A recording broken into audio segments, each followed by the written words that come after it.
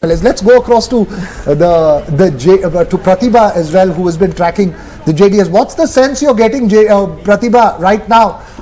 What's the mood out there? What are you hearing from the leaders out there, whoever is there? Well, I'm stationed right outside JDS Patriarch Deve Gowda's residence, and the atmosphere seems extremely grim at this point in time.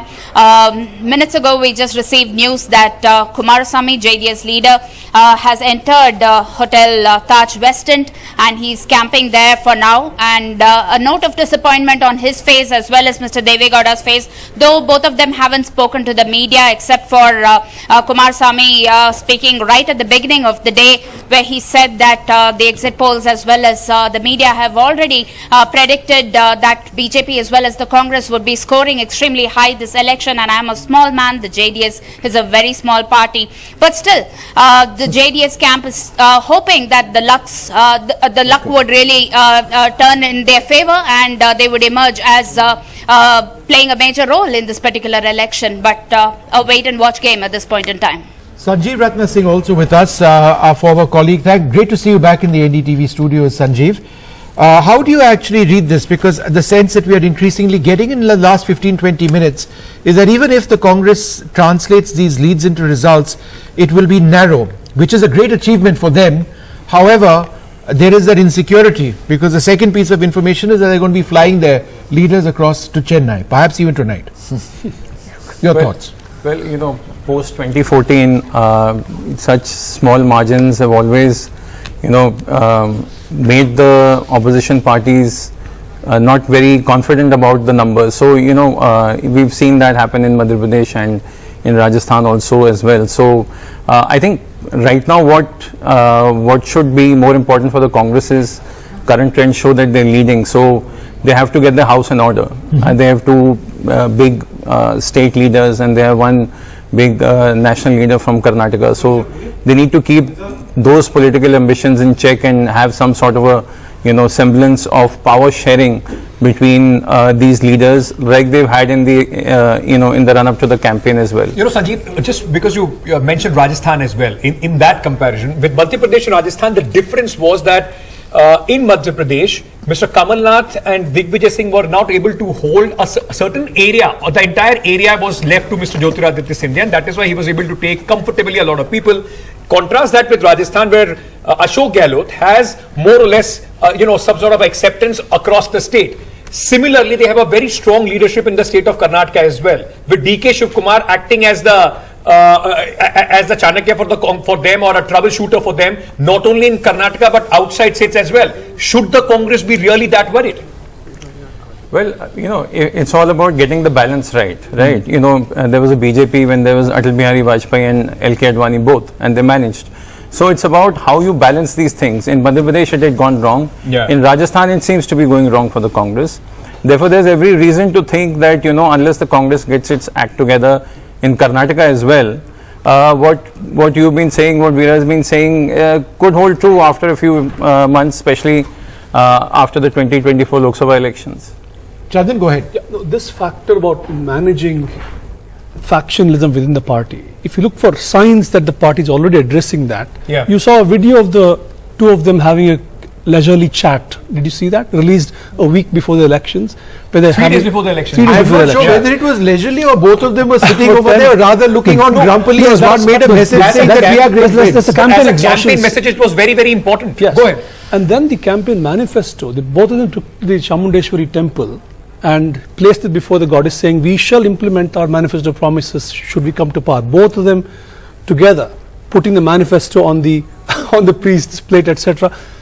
I think they know there's a problem, and they know they have to address it, and this is too precious an election for them to again give in to bickering inside and just let go. I think a lot is at stake here. You have to factor in, you know, how the BJP is going to react to this kind of outcome. You know, would they really be interested in forming a kind of unwieldy coalition government with just 75 odd seats? You know, 1 year before the national elections? because their focus now is on 2024. Absolutely. And it is absolutely critical that the BJP win as many seats as possible from Karnataka. Last time they virtually swept the state. Yeah.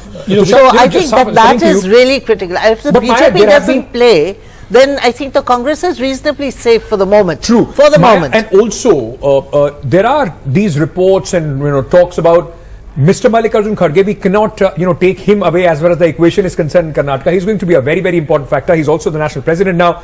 That somewhere this leadership issue and who is going to be the chief minister has already been settled. There is both of them have been made to sit down, have been told how and what and how important they are going to be in scheme of things if the Congress wins. Well, DK Shiv Kumar has said he would be happy to work with Mr. Mallikarjun Kharge as Chief Minister. Mallikarjun Kharge has come so close to being Chief Minister several times over the years. Not quite made it, but come very close. But he has also indicated, look, I'm in a very senior position in Delhi. It may not be worth my while to kind of come back to the state and be Chief Minister here. We've got Parameshwar also, who's Dr. Parameshwar, who'd also very much love to be Chief Minister. Right. There are several people in the Congress who are coming out openly and saying it. Of course, what the High Command decides, but then many of them are coming out and saying, I'd like to be considered. But Maya, that's a little too late to be doing that. The Congress posters only had these two people everywhere. I mean, for you to say I want to be a CM. These are really long And shots. funny thing about the Congress is like Mr. Kharge would not want to come to the chief minister's post. There was a chief minister who they wanted to be the president, who did not want to leave his chief minister's post in Rajasthan and become the president of the party. Okay, as so well. then just half a second. I wanted to go across to Professor James Manna, who's with us at this stage. Professor Manna, absolutely fascinating elections. And Shama Mohammed of the Congress with us. But Professor Manna, let me come to you first. From these leads, and it's sort of been hovering around this for a while, and we're already into the fourth round of counting, not to very many seats, but increasingly large number of seats. Do you believe that the Congress will be in a position with its allies to form a government with a narrow majority? Do you think that's where we are headed? And if that is the case, then is it going to be a cakewalk for them to form the government, or do you believe that they would have reason to feel insecure even with that? With these numbers, it will be straightforward and easy for Congress to form a government. The question then is whether that government can withstand any attempts at enticing defectors in a pattern that we've seen a lot of across India, but twice in Karnataka over recent years. It's a pity that that sort of question comes up now after a party apparently gets a majority, but that's the way Indian politics goes these days. But I expect them to be able to form a government. The issue of whether Mr. Sitaramaya, Mr. Shiva Kumar takes the leadership needs to be sorted out. It probably has been sorted out. The unity Congress has displayed throughout this election will probably persist. The BJP's numbers are so low that an operation to entice people away from the majority would be very taxing. And there is, of course, 2024 to think about. They have to bear in mind the need for seemly, not unseemly behavior between now and then. So I think Congress is probably in with a reasonable chance at a good run. Okay, there are some visuals from the Congress office in Bengaluru. Celebrations there. People have already started playing Holi. I can see a lot of color being put on each other's face. We'll just put those visuals out. The Congress quite confident, very, very happy. It has happened after a long time. Shama Mohammed as well of the Congress. You got Shama Mohammed of the Congress as well. Shama, what's the sense you're getting? It doesn't seem to be still very comfortable where you can breathe very easy at the moment. You may have crossed the halfway mark in terms of leads at the moment, but it's still just 5 over the halfway mark. Yeah, I know that, CB. Although, excuse me, by 12:31 it will firm up. But what I see is we will get a majority. I'm sure of it as it's going, and also there's a difference. Ours is like around 46% right now, the vote share. So it will. I feel it will go up, and we will get a full majority. It's not looking uncomfortable at all. Yes, so I know it's early, but by 12:31, yeah. So what happens next? If it's a narrow majority, are you worried about efforts to poach your leaders, your winners? Are you going to be taking them out of the state? Because that's what we are hearing. Is that going to happen soon? See, I think very important is next year is the Lok Sabha election, and the people understand when Mr. Modi and Bharatiya Janata Party should respect the people's mandate if we have got the majority.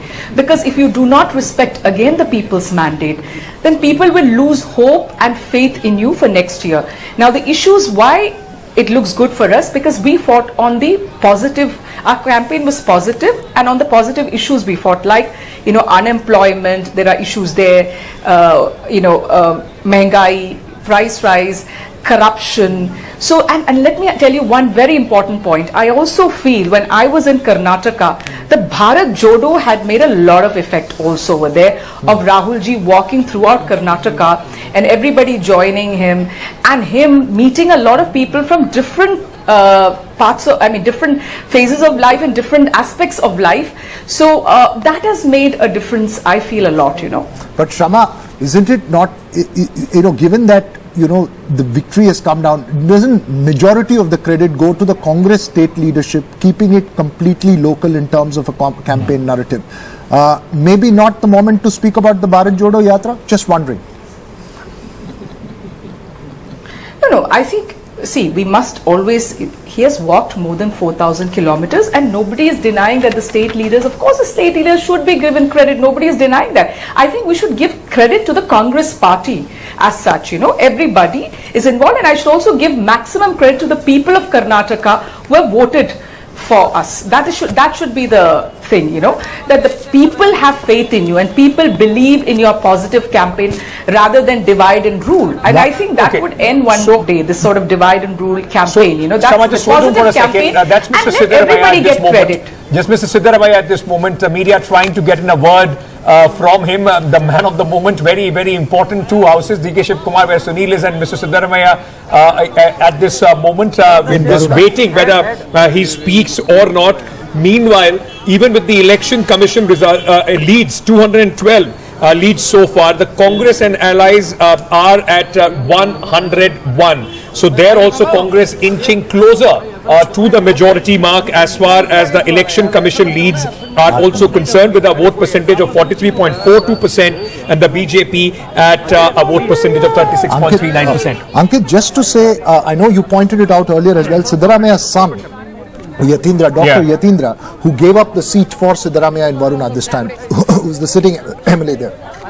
He has apparently told reporters that my father must be chief minister. I think maybe to ask Shama Mohammed, do you know who's going to be the chief minister if the Congress numbers are going to hold? No.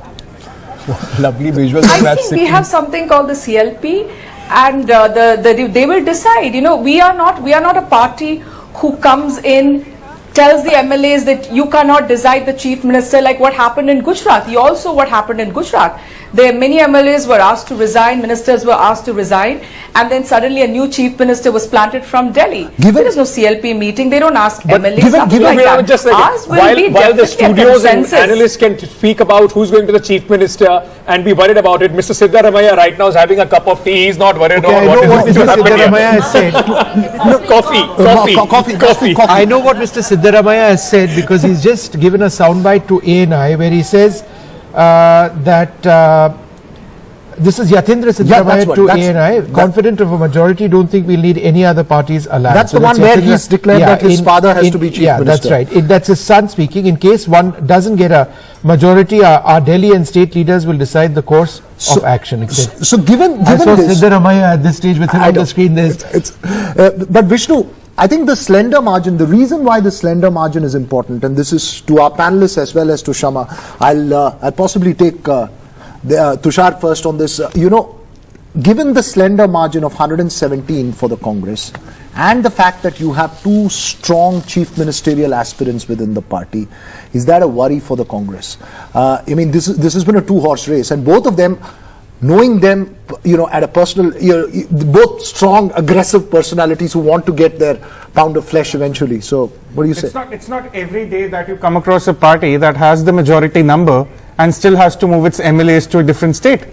There is certain degree of insecurity, there is certain degree of differences amongst the two leaders, but I think the Congress will iron those out. It's too big a state, too important an election for them to lose it to to repeat a Madhya Pradesh for that matter. Okay. But does that also, Tushar, says a lot about how the politics under Prime Minister Narendra Modi from 2014 has changed? That opposition party, despite crossing the halfway mark, no matter what they have, this is exactly the allegation that the opposition keeps making, that the BJP uses every resource to try and make sure that they, no matter who wins the election, they form the government. Look, you know, if your MLAs are jumping ship, the problem is not with the opposition party, it's with your ship. So today, if the MLA It's with the MLA, I would say. the MLAs are the problem. Why are the Congress MLAs willing to jump ship even now? At 117, 118, the Congress should be celebrating. But they are moving the MLAs elsewhere. Why? Tushar, because I can tell you the Congress has a list of BJP MLAs who are ready to jump ship. This is happening across Operation parties. Hasta versus Operation Lotus. Who has the edge? Who has the edge between DK Shivkumar and Siddaramaiah? And let's Siddaramaiah. go through this. I mean, age we at factor. 110, 112. Veera, I mean, I would sort of, try to set a cat among the Congress pigeons. I will say if Congress is looking at 2024 national campaign, and if it's really determined to come back nationally, it should signal a Dalit as chief minister. That is what I think they should do. No, he could be the dark horse Muniappa is a actually in this left entire Dalit. race. Mallikarjun Kharge. Muniappa, a left Dalit who has won 6 terms as a Lok Sabha. Parmeshwar is also yeah, there. Parmeshwar is there, and he's contesting from Devnalli this time. Muniappa. Sanjeev. There is Kharge, there is Parmeshwar. I don't think that will make any effect nationally. I mean, ultimately, if you make somebody like Kharge, the government may not even last, beyond 2024. I think it is I'll tell you interesting, why. however, that in important terms of the point. narrative in these elections, the contrast in the narrative has been quite different. The Congress is focused on local issues, Yes. employment issues, but it's not that the BJP hasn't, but their take was infrastructure development at a long.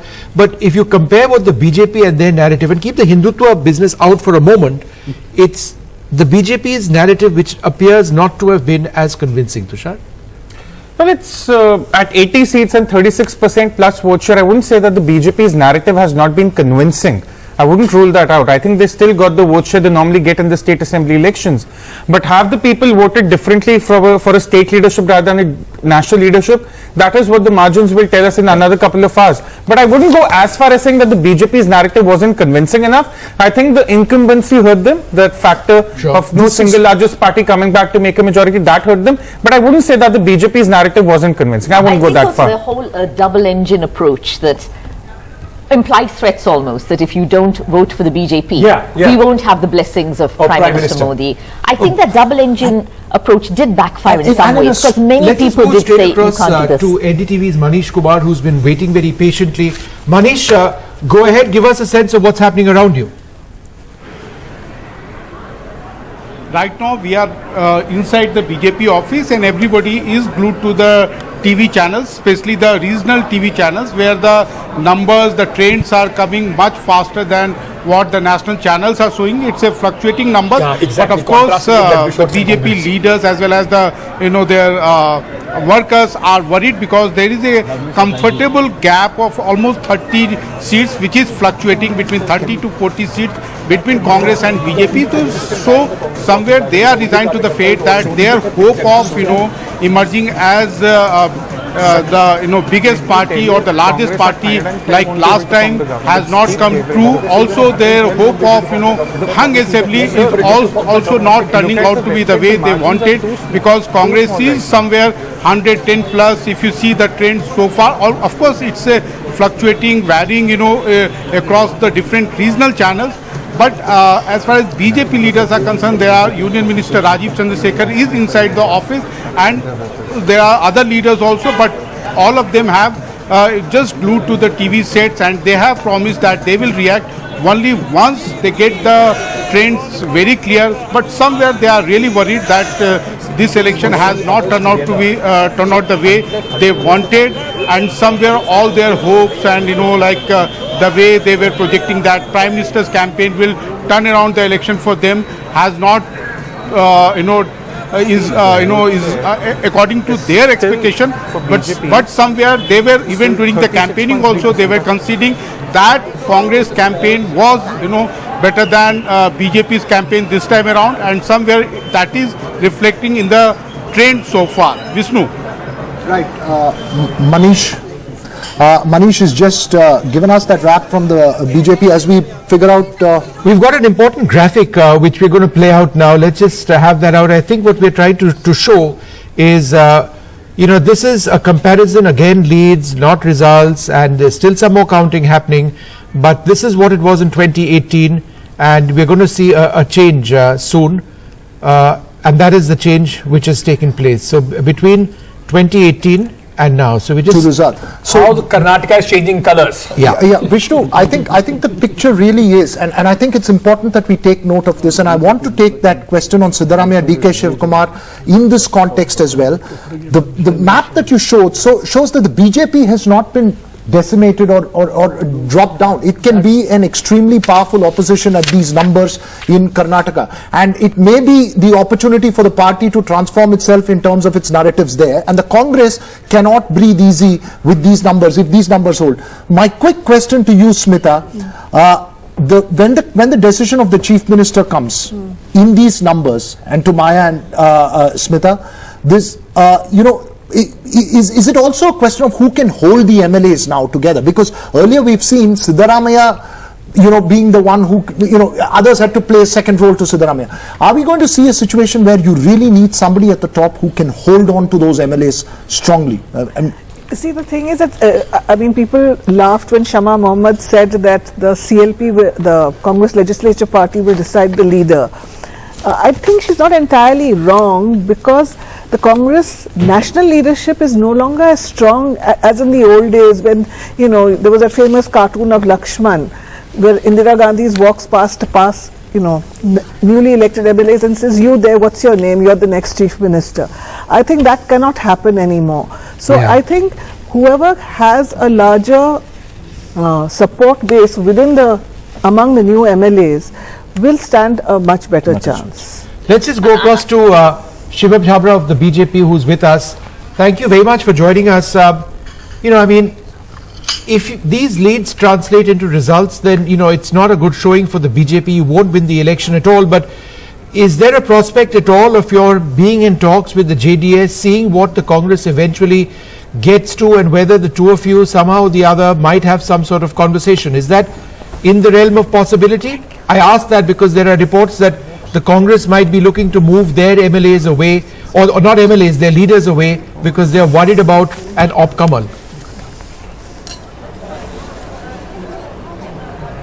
Well, the problem with the Congress is that they always anticipate the situation before it happens. Now what the situation is, that it is still the trend, Vishnu, and I think let us wait for the couple of hours for the final picture to come in. Only then I would be in a better position to comment on anything substantial. But would you? But the fact of the matter is, would you concede No, I'm just asking. The gap is very large now. It seems very unlikely that you'd be, even if these leads, if there's a big change, you'd be able to cross the halfway mark by yourself. Is that something that you're willing to sort of concede right now? It's a question of how much more you can do, whether you'll get into the 80s or not, but whether you can actually get to 113. Is that something the BJP can safely says now that, look, that's looking difficult? See, so I was just looking at the graphic which were you probably airing on the show, and I think I can only say one thing, that we'll have more of saffron than the blue in Karnataka, that is for sure.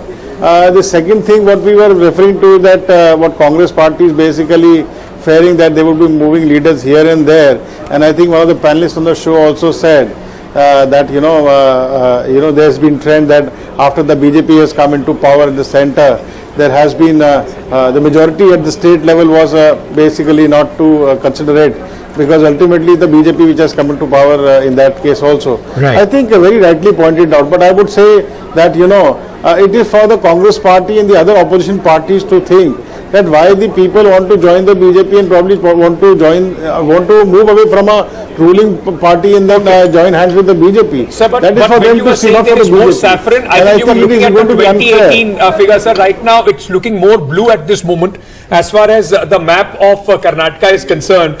Let me very quickly give an important update, viewers. Even the Election Commission is now catching up. 217 leads for the Election Commission, and there also the Congress has managed a majority. 112 for the Congress, 1 for their ally. Congress is standing at 113 in the Election Commission data as well. Just as a word of caution, if leaders are saying that they would like to believe only the Election Commission numbers. So even the Election Commission, out of 217 leads, is giving Congress a clear majority at this moment, though it is at 113 itself. Shama Mohammed, by when is the Congress party in a situation where you will start talking about what to do from here? The CLP meeting, the oath taking ceremony, who becomes the chief minister, all that will start happening. Yeah, before I come to that, the gentleman from the Bharatiya Janata Party said even the Congress people are talking about moving them out. I have not heard it till now. You anchors and people sitting in the studio were discussing it. I have heard nothing about it. Number two, as we are very clear how, because we were sure we would get a majority. Every exit poll, everybody knew that, and when you go into Karnataka also you'll understand it. So of course we have a plan how to go about it, and it will come out as soon as we get the clear picture. By 12:31, we'll get a clear picture, and then of course things will be, the AICC as well as the state leadership will sit together and plan what has to be done and how it has to be done. Let's just go across and take a look at the regions, because I think this tells one of the most fascinating stories. So if we can just go through the regions graphic and take a look at this, because it's South Karnataka, which is so very interesting in terms of the Congress leads over there. But what is also interesting is the West. So, but firstly, Bangalore. And this is where the Congress, where the BJP has, and it continues, Veera, to lead the Congress over here. And up 7 seats. That's actually a huge shift. That's a shift. Because you see, and this is in comparison, at the moment in 2019, BJP had 15 seats. But in 2018, it was Congress which had 15 and 11. So I'm wondering who the big Congress believes that this is going to change, but at this stage, frankly, no, I think it's doubtful that it's going to really reverse completely. Change completely. But what about this? Let's shift to the next region and take a look. This is Kalyan. This is where the BJP is down 3, the Congress marginally up. So it's the JDS, which interestingly the JDS there's no change in terms of lead so far. So just 1 up. So this is not where the Congress is. And I'm just pointing out, since we started the day with Priyank Kharge trailing, Priyank Kharge is actually leading now, and I think he seems to be comfortably leading at the moment in Chittapur. That's another seat, but the interesting seat where what I found in Hyderabad, Karnataka, since you're mentioning, sorry, you were talking about Hyderabad, Kalyan, Karnataka earlier, Bellary ST, where Sriramulu, I thought he was, from the data I have here, it shows he's trailing. We can just reconfirm. It's Kittur again. This is an area where the Congress has done huge gains. Huge gains, and 15. And the BJP down 15, the Congress up 15. So this is the Lingayat bastion. This is the BJP's core area of influence, right? Huge gain for the Congress here. Huge BJP area, but it's not just a Lingayat area because it's controlled mostly by the ST. The Jarkholis and others. Yeah. So it's earlier, Mr. Jarkhoili, Ramesh Jarkhoili was trailing. Yes, that's and Jarkhoili and DK Shivkumar at loggerheads. Yeah. So they have been fighting each other quite at a personal level as well. I just wonder. Ramesh Jarkhoili is still trailing. Congress is leading. This will be music to the ear, especially for Mr. Sorry, Chandan? The Lingayat vote has definitely mattered there. But on that, Professor Gaurav, shifting from the BJP would it have made difference if Jayadurappa was still on the ticket for the Bharatiya Janata Party? Yeah, plus these two people not being shown the door, there are multiple factors working. Right?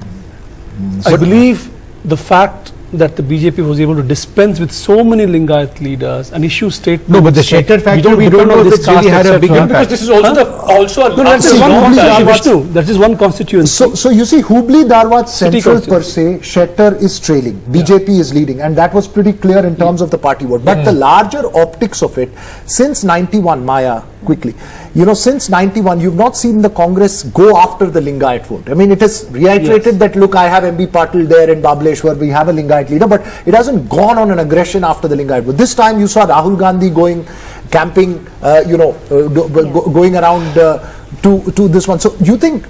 Siddaramaiah did try when he started talking about a separate religion for the Lingayats last time, and trying to focus on them, which did backfire in a way, didn't really work then. This time I think they did capitalize. Yes, Jagdish Shetty may be trailing, but even a small difference could make a big difference, if you know what I mean, in a strongly Lingayat area. Right.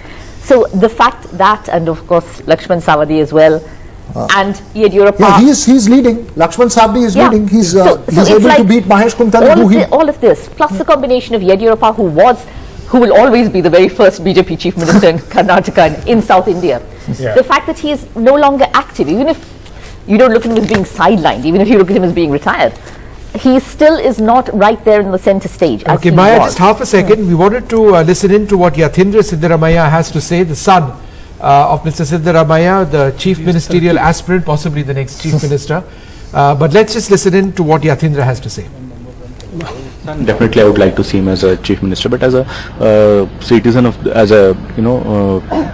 citizen of this state, I think in the last regime he had given very good governance, and this time also, if he becomes a chief minister, whatever the corruption and the misrule the BJP government had given, those things will be get corrected by him. So, in the interest of the state, also, I think he should become CM. GVL Narasimha Rao of the Bharatiya Janata Party is joining us at this moment. GVL Nora, at this moment doesn't seem like the morning that you would have wanted to come on television with, the kind of, at least at this moment, the Congress firmly looking to form the government as far as Karnataka is concerned, sir. Good morning to you and all the viewers. The results certainly, you see, though they are not encouraging for us, they are not as bad they were projected earlier to be. Our vote share also from the Election Commission data, which you can see, we have not only retained our vote share, may have actually marginally improved. But you need to wait for a couple of hours to really know what the final numbers are going to be, because the numbers on your screen clearly show that the Congress has just touched the halfway mark.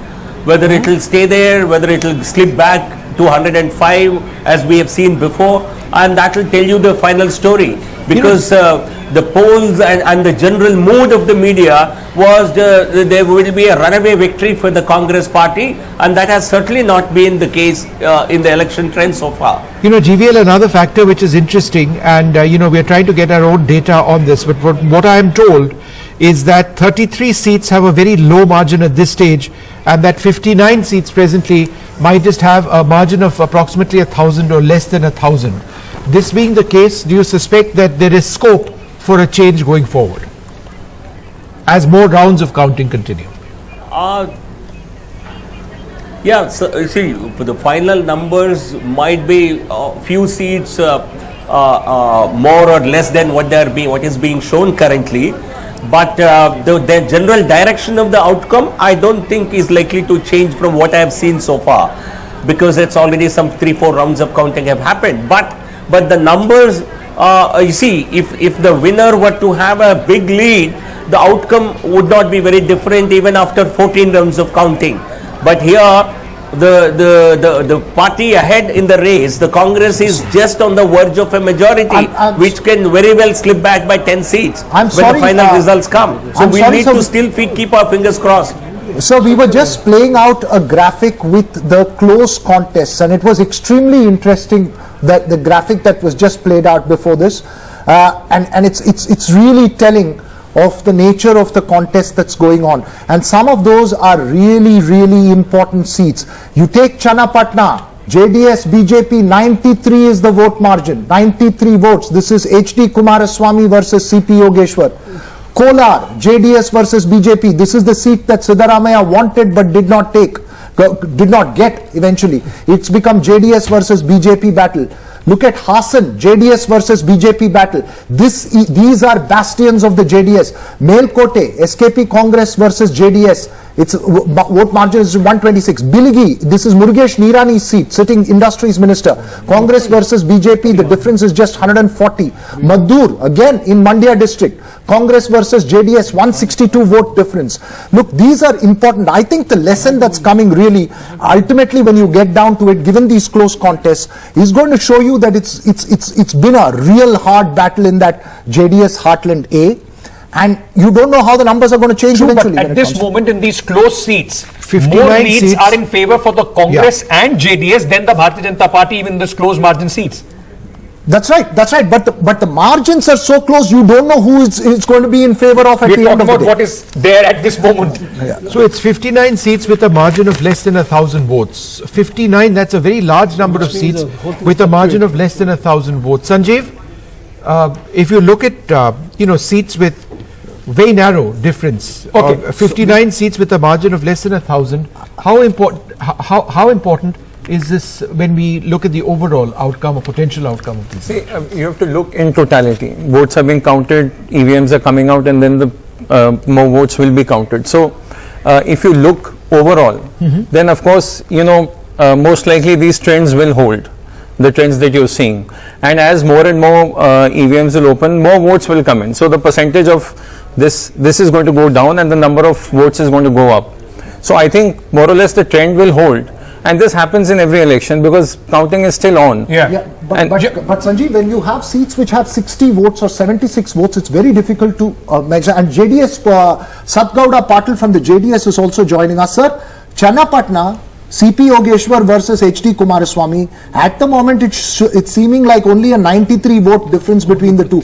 Are you fighting a battle? Who is your number one enemy today? Is it the BJP or the Congress?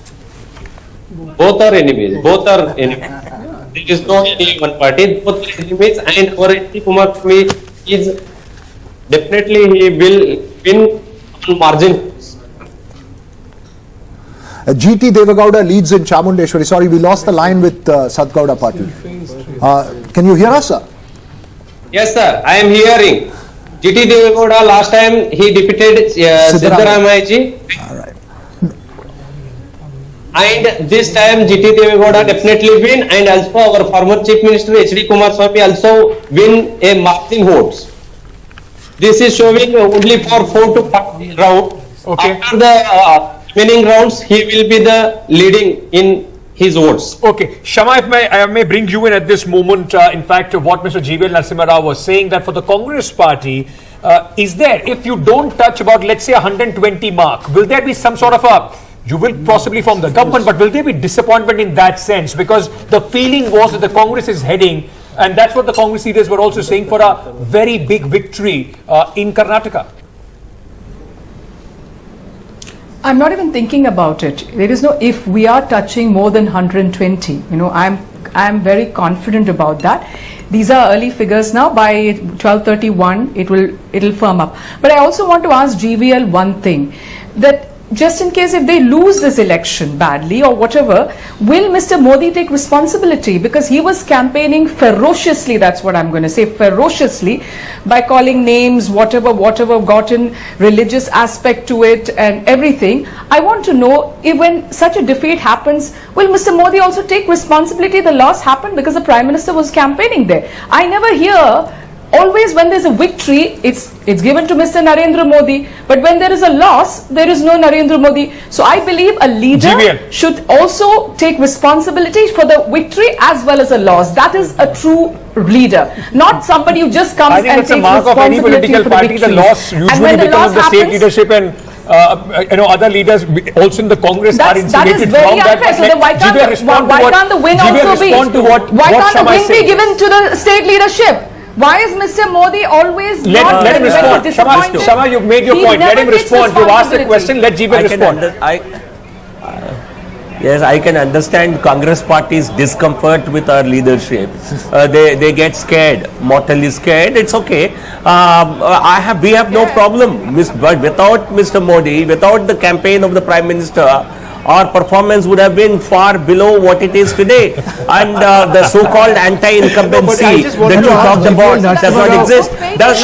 Is Rahul Gandhi responsible for So one minute, I want one thing. Is Rahul Gandhi responsible for Manipur defeat? Is Rahul Gandhi responsible for Tripura defeat? Is Rahul Gandhi responsible for Gujarat defeat? Or Rahul Gandhi is only responsible for Karnataka victory, where he is not allowed to campaign? Mr. GVL Narasimha Rao, why don't you quickly reply to that? He's saying that Karnataka. Shama, go ahead, reply to that. Shama, quickly, and then I have a question. Go ahead, Shama. No. He has not replied to my question. And he's insulted Kannadigas today. He's saying the Kannadigas are nowhere. There are no Kannadigas involved in this victory. He's saying it's only about Mr. I'm asking Modi. you, you're insulting Manipuri. All right, I just wanted to move away from. Okay. Let's just keep Let's leave that for the evening. State leaders have there's been plenty insulted of today. that. You get a lot of Okay, time Mr. to- GVL Narasimha Rao, I just wanted to understand one point over here. Would you accept that there is a failure or a failing of the local leadership of the BJP, and that whatever the BJP has achieved, if these leads translate into results in 73 possibly going up to 80, then it is because of what we've seen of the role of the Prime Minister, the BJP star campaigner going forward?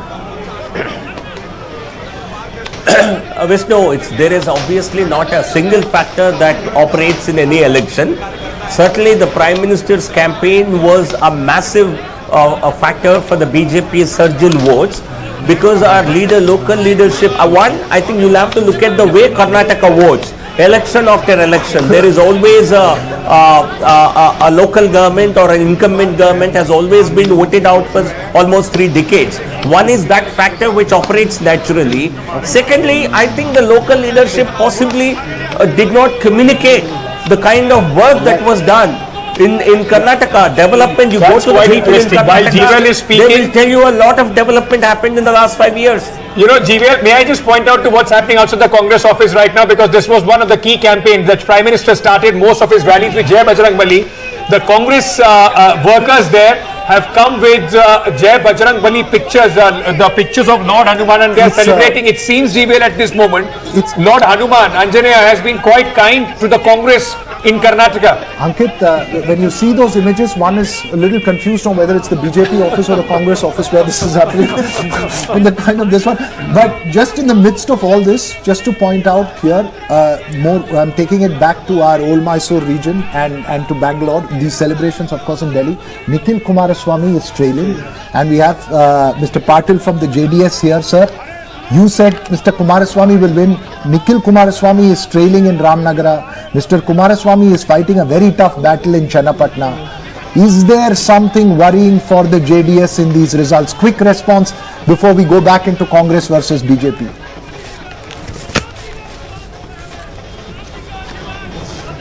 Mr. Patil?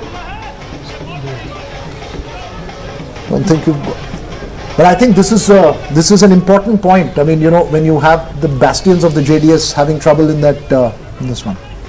Okay. Well, I think that you can see, the future of Karnataka politics.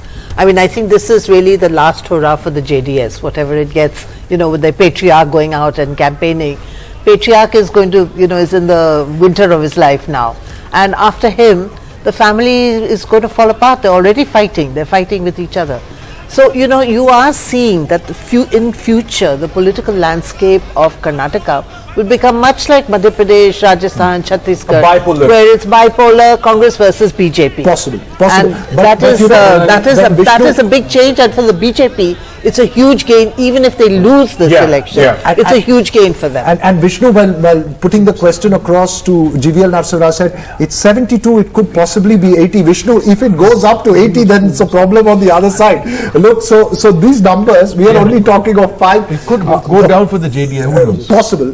But JDS... No, but still holding on to 30. They've touched to 30. 30, which means... They're only 7 down at this moment, touched to 30. That was something that they would have been looking on. This is a bit of a surprise if you look in the last 1 hour, where the JDS was flagging, was actually doing... They've whatever gains Congress has made largely at the behest of the BJP. So the point that Sugata and Chandan were making in the morning, it may be a hit to the JDS, but not a body blow yet. To go for that point that she's saying of bipolar state, it may not bipolar yet. could also Not mean yet. bipolar. I'm saying, but this is probably the last hurrah for the No, JDS.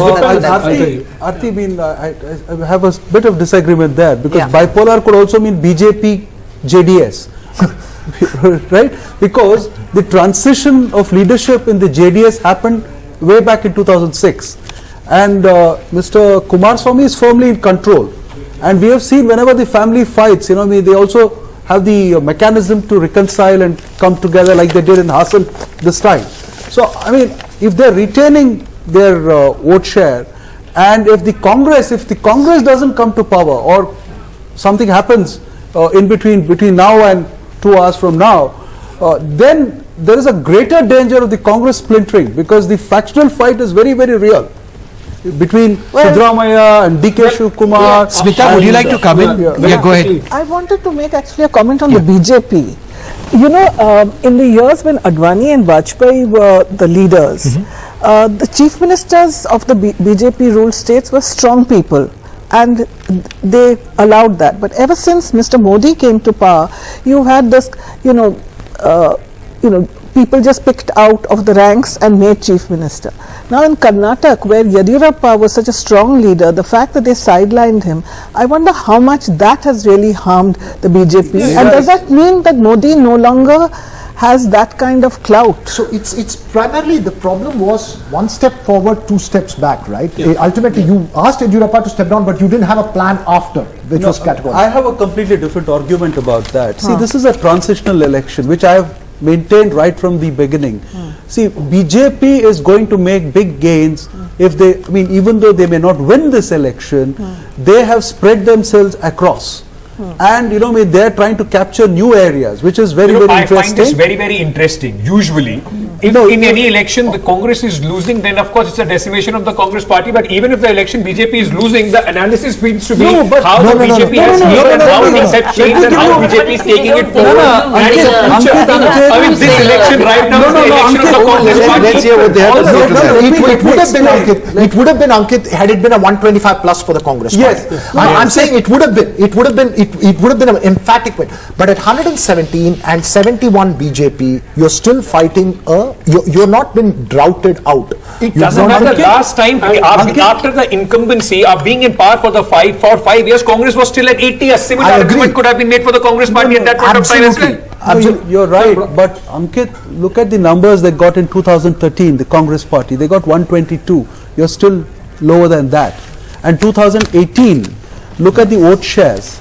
It is data that is speaking. I'm not. So 2018 Congress had more vote share than the BJP. Absolutely, yeah. The BJP has only been able to retain almost the vote share, the similar vote share. It's Congress which has gained the vote share this time. Precisely. All right. I think Veera wants to get another cup of coffee. I'm going to my friend Noor Ali. He's going to his friend Noor Ali. But and while he does that, let me just summarize what the overall situation is. If you look at the Congress, in terms of leads, is at 117, the BJP at 71. So while the numbers seem to indicate that the Congress might be in a position to form the government, I think the point that we've been making is one, that the numbers don't indicate a very substantive simple majority, which is why there are now reports of the Congress being a bit worried about thinking about moving their leaders across to Tamil Nadu. Also, I think the question which needs to be asked of the BJP is that with a lack of leadership at the local level being a real concern, was it the last fight back by Narendra Modi which has taken them to where they are presently? Right. Veera. So, Bisibele Bath is ready. Bisibele Bath, which is all set. So for all of us, we will have a nice pre-lunch thing as we go along. Noor Ali, happy? Chennai diya? Results okay? Okay. He wanted Congress to win. Ask him he's happy. He should be the first one in the Bisibele Bath. Noor Ali, mic इस्तेमाल कीजिए. नहीं कुछ नहीं, बस बात कीजिए. हाँ, सुनाई दे रहा है. Hello, खुशी. ಖುಷಿ ಸರ್, ಫುಲ್ ಖುಷಿ. ಫುಲ್ ಖುಷಿ ಆಗಿದ್ವಾ? ನೀವು ತಿಂಡಿಲ್ಲ ಆಗಿದ್ವಾ? ಆಗಿದೆ sir. Okay, Ankit, would you like to come and talk to Noor as well? I would let Noor Ali have his moment. It is, he wanted the Congress to win, his party is winning. Possibly you will taste that sweetness of the victory in what he has made for you also. He has made Bisibele Bath. This is not sweet. This is spicy and nice. And idu bundi he's going to make the bundi as well, and we will serve it to you guys at this one. You see, Bisibele Bath, I think Maya may be able to explain to us better the secret of the Bisibele Bath. I wish I knew how to cook. But let us just say it's a delicious Karnataka dish, which is a kind of a mix of everything. And it's very, very tasty, especially when it's served bisi, when it's hot. What is the difference? Now that your Karnataka MLAs Congress MLAs may end up in Tamil Nadu, I want to know what is the difference between sambar rice and Bisibele Bath? Everything. What is the core difference? Chandan, do you know how Shuk Sugata? Things like Correct. It's a dish in itself. It's a dish. It's a complete dish in itself. It can have vegetables. It can have. It's just tasty. You will Meanwhile, understand. our colleague Srija reporting that Siddaramaiah is presently sipping tea. Thank you, No. Shukriya, thank you. Dhanyawad. Yeah, I didn't rule it out actually even then. Okay, so let's. So this is very, very important. I mean, the vote change percentage that we are talking about at this moment, from 2018, there is 1% less for the Bharatiya Janata Party and 5% advantage as far as the Congress is concerned in terms of the vote percentage that is coming in at this moment. We'll just take a look. 43% for the Congress, 36% for the BJP, 14% for the JDS. So JDS is about 4% down. So Ankit, you know what this means? Yeah. The BJP is in the position of Congress, getting votes all over, not seats. Yeah. 71 so BJP seats. has been It's able the same to vote increase percentage their last time. footprint as far as Karnataka is concerned. Yeah, that's strategically more important for them at this stage when they're making a leadership change. So, and if they spread themselves across Karnataka, it becomes easier in the next election. And 2024 is going to depend on that. And frankly, they won't be poaching nothing. See, with 2024, because in 2019, BJP maximized it in any case. So so for the BJP, it's the challenge is to retain what they were able to do in 2019. It's not that they can go over that. There were hardly 2 seats. BJP was on everything else. I think primarily the BJP strategy was a little different. See, they did not completely rely on caste vote. You know, they tried to reshuffle a lot over there. They brought in a bit of Hindutva at a later stage. Then they also played up a bit of their development work. And especially Old Mysore region, they've been speaking about their eight lane highway. And a lot of such things have happened. And if you remember the Lokniti poll, you know, the beneficiaries were quite happy with the delivery mechanism that the state government and the central government had put in place. So there are lots of other factors that are coming in. Professor James Barra, let me come back to you. And I just wanted your thoughts on a couple of key candidates over here, because it is quite interesting who is trailing right now. Among those trailing, V. Somanna from Chamrajanagar of the BJP, Jagdish Shettar, the very high profile shift to the Congress party, but he's trailing as well.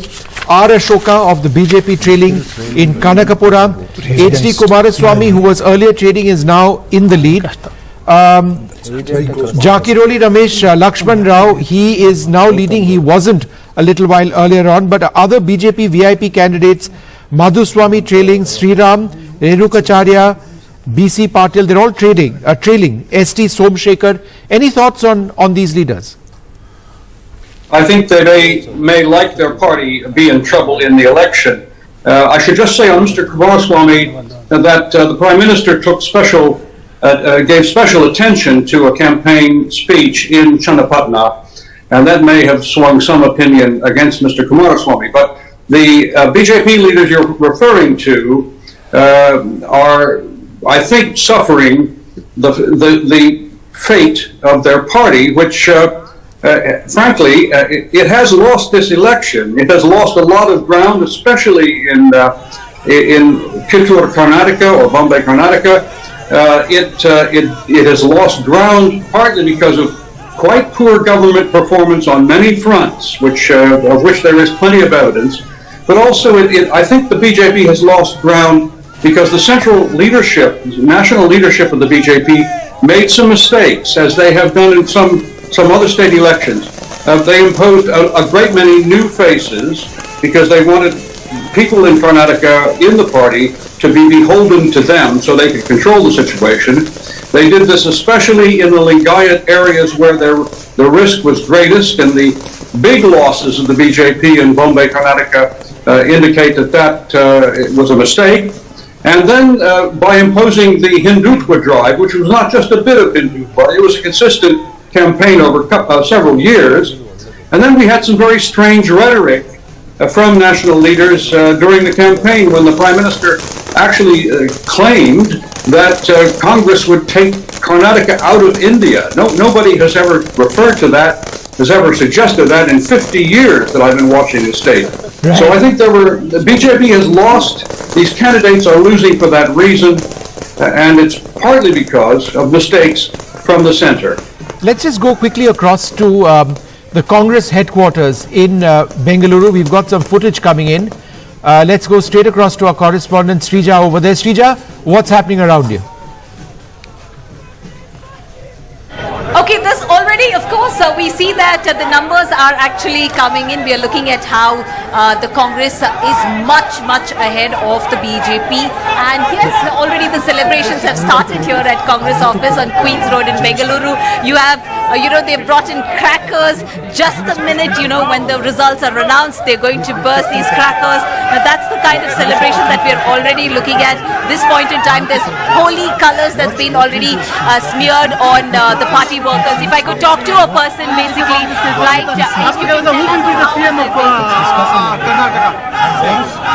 Yes, if you can tell me how The Congress has already won the election, and the Bharat Jodo Yatra has done very well throughout India, and the downfall of Modi. What do you think you're crediting this entire success, which you call it, you all have already won? No, Bharat Jodo Yatra is the main success of this win in the Karnataka, and throughout India it is the downfall of the Modi from Karnataka state.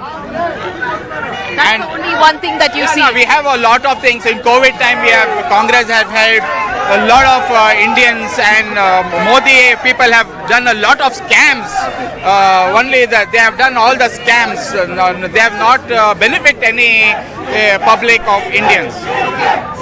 So here you have a lot of party workers in fact celebrating, saying that the Congress have already won. They have already, in fact, though the results are not. If I could go across to few more, party workers here who smeared colors on them.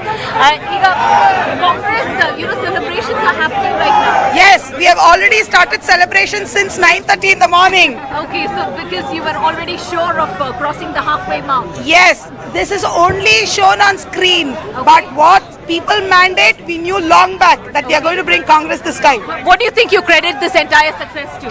Congress Karyakartas and leaders, definitely we have Good soldiers of the party deserve this. They have fought so See, be it the Karyakartas, the national leaders or the state leaders of Congress, we have been with the people of Karnataka since last 5 years.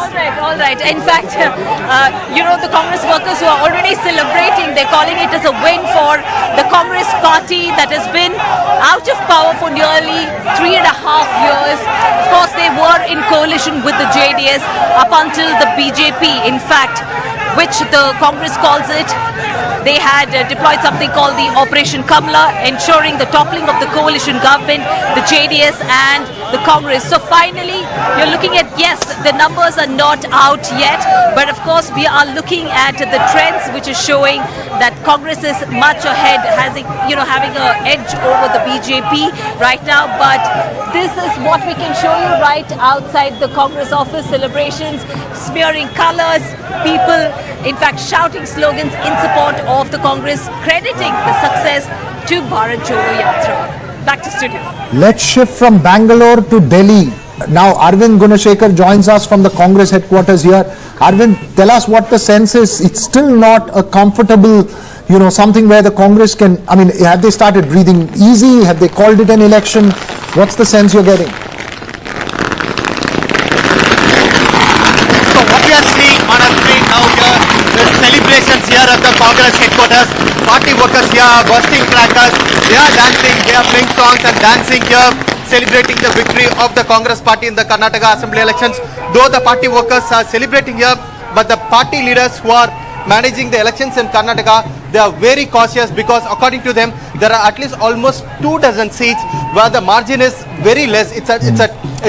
According to them, it will be a tight election. That's why the party leaders are extremely cautious in calling this election. So what we are being told is that Congress General Secretary Organization K.C. Venugopal, along with Randeep Surjewala, who is the in charge of Congress party in Karnataka, along with other senior Congress leaders, are currently in Bangalore. They are camping in Bangalore. They are in touch with the Congress candidates, the probable or the potential winning candidates of the Congress party. They want the Congress booth workers or the counting agents to be given that kind of encouragement so that they don't leave the counting booths, because according to them this particular election will go till late in the evening. It will be a photo finish according to them, and that's why they are extremely cautious. And what we are also being told is that arrangements have also been put in place to take all the winning Congress MLAs to Bangalore, and what we are also being told is that Congress leadership has already spoken to its ally in Tamil Nadu, the DMK. So what we are being told is that there is a plan to take the Congress MLAs to Tamil Nadu if a need arises in order to keep the flock together. That's also in place. But now the Congress is watching this election very carefully. They are not calling this election already, but they want the Congress workers to be careful. They want to ensure that the Congress wins this election, but they are not taking any chances.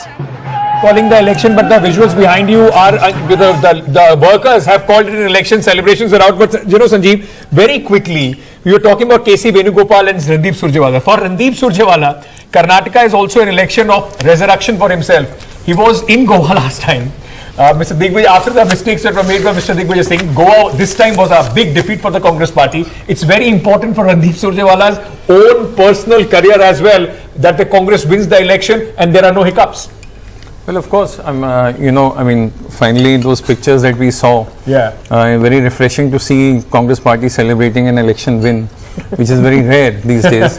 But yes, even for Randeep Surjewala personally, I think he'll feel vindicated at some level, because he had put in all that effort, and congratulations to him. Sanjeev, also a point as far as, and the point I was trying to make earlier when we got into the break, and while you said that while the BJP loses, you say that BJP hasn't lost, but when the Congress, if the same thing had happened to the Congress, you would have said it's a defeat. I agree with you that if these numbers hold, it's a defeat for the BJP. But let's look at the vote shares. The BJP's vote shares doesn't seem to have gone down tremendously. See, we had the panelists saying that, BJP is losing seats because, they've not done well. It could be true to an extent. But if you look at vote share, BJP is still where it was. It is the JDS that has lost about 7% vote share. They've come down from about 18-20 to 13%, and that similar amount of vote share is adding to the Congress. True. So therefore the BJP is not losing any ground, but it's the Congress that is doing better. Look at the vote shares. 43% How does one read it for 2024 then? No, but look, never juxtapose a Karnataka assembly election with a parliamentary election. There the BJP gets a 51% vote share. That 10% JDS vote, which is around 20%, falls down straight to 10%. So there can't be a correlation. But would you like to venture on that point? Do you believe that there is something that the BJP needs to take for 2024, and that it's more than just saying that, look, no, very different elections? The BJP went into this campaign with all guns blazing. They had the Prime Minister raise core issues for the BJP. They went into this with infrastructure as the key issue. They got their social coalition working as well, and now they are headed to perhaps not a victory. So what is the learning lesson for the BJP? I think one thing that would be easier for the BJP in 2024, it would be a national election. This time locally they were on the back foot, they were on the defense. But in 2024 they will have the national agenda. Is that what you're... The aspects would be national, the concerns would be national. But this would be a year of activity for the BJP in Karnataka as the opposition party. The biggest takeaway for them today would be that, one, they cannot fight all the state elections on national issues, and that their vote share has remained there. That would give them some sort of happiness, but that's not enough. Also, Congress, for the BJP, then national election, also Modi is on the ticket. He is actually on ticket where people are voting for him. And then that gets juxtaposed with who is contesting against Narendra Modi. If it again is the narrative between Modi and Rahul Gandhi, it's clear advantage that we have seen in 2019 for the BJP and that is what we had in 2018. That's exactly what I was saying. 36% vote last time, 36% this time. Obviously, we'll get further updated statistics. It's the 13% that is worrying. Right, 13 for the JDS, not for me. I mean, 13% for the JDS. You see the 13% down 5%, up for the Congress 5%, which is what I'm telling you, Vishnu. In this election, I think the story was, while everybody focused on a Congress versus BJP battle, I think there was a deeper Congress versus JDS, and a JDS resulting in a a three-way battle that's costing this. Let's look at those close seats as well. That will give us we have a graphic on the seats with very close margins. Earlier this was, we'll just, there you have that up. Close contest that we have. Chikkanayakkanahalli, Congress versus JDS, again 45. Kolar, as I pointed out, the seat that Siddaramaiah wanted. Now you see Puttur again in Dakshin Kannada. It's Congress versus an independent BJP rebel who's contesting there.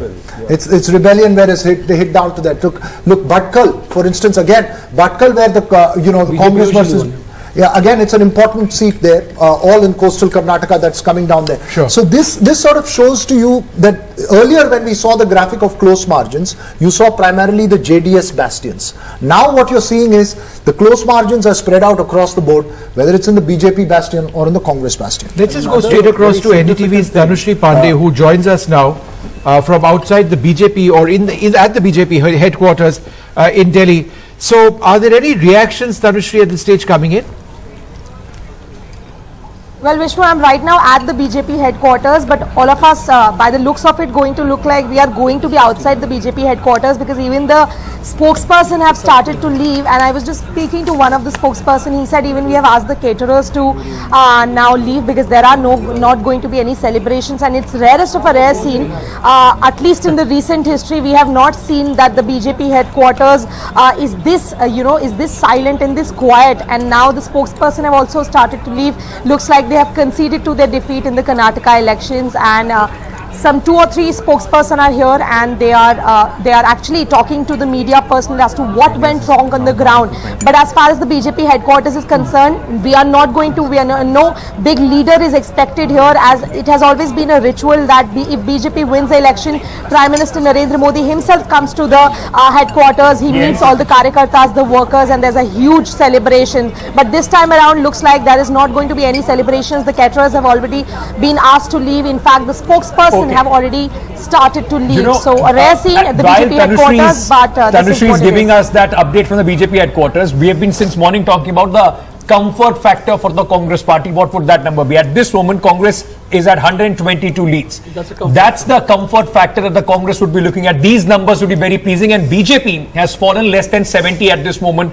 69 for the BJP, 26 for the JDS, and 7 others who are leading in the various 224 leads which have come out. So this number would be the number that the Congress party, Maya, would feel very, very comfortable with. This is what they would want this to be. Cancelled for tonight's flight from Bengaluru to Chennai. The tickets can be cancelled. They look very comfortable indeed, and I noticed that on the table as well. We've moved from chow chow bath to a single dish, bisi bele bath.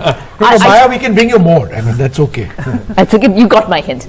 So this number for the Congress, I think they would be comfortable. 120 plus. Yes. 120 plus was the number that they may not be heading to your home state, where I feel that they could stay where they are. That's all right. I Bangalore is home as well. So, yes. I'm glad that they're going to be there. But 120 plus. And now Ankit, now. Yeah. Look, that's Siddaramaiah talking there. Let's listen. Okay, let's listen to what Siddaramaiah says.